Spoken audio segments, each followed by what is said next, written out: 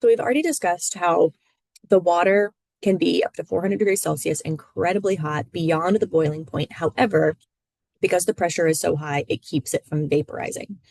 Um, I didn't mention that not only does it keep it from vaporizing, meaning it doesn't turn to steam, it also doesn't stay a liquid. It doesn't stay water, right? It begins to exist in this space that is not water or not a liquid, but also not a gas. It's that in between phase that we call a supercritical fluid. It's this indistinct fluid that is neither liquid nor gas, but shares properties with both. For example, a supercritical fluid can effuse through a porous solid, just like a gas could. And they can also dissolve liquids and solids, just like a liquid could.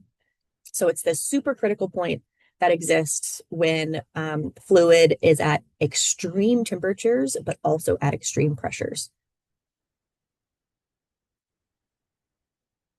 And hydrothermal fluids are thought to reach the supercritical condition at depth where they pick up dissolved minerals.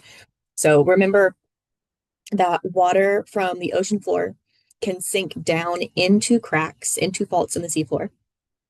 It can go so low that it heats up because it's next to a magma source, and it can become super critical down there, incredibly hot, incredibly high pressure. And when it's in that super critical state, remember I said it could flow through pores and dissolve other materials. So when it's down there in that supercritical state, it's dissolving minerals and picking up ions as it's flowing. So it becomes just really enriched in these dissolved constituents.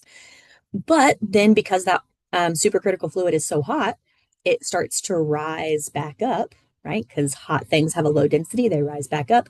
And as it's rising, the temperature starts to drop because it gets closer to the seafloor. And as the temperature drops, it can no longer maintain all of those dissolved constituents.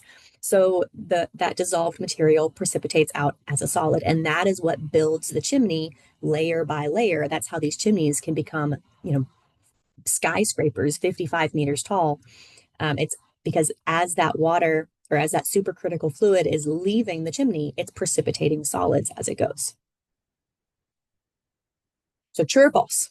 Supercritical fluids are neither liquid nor gas, though they share properties with both. And why do solids precipitate out of supercritical fluids when they rise up through the seafloor towards the ocean?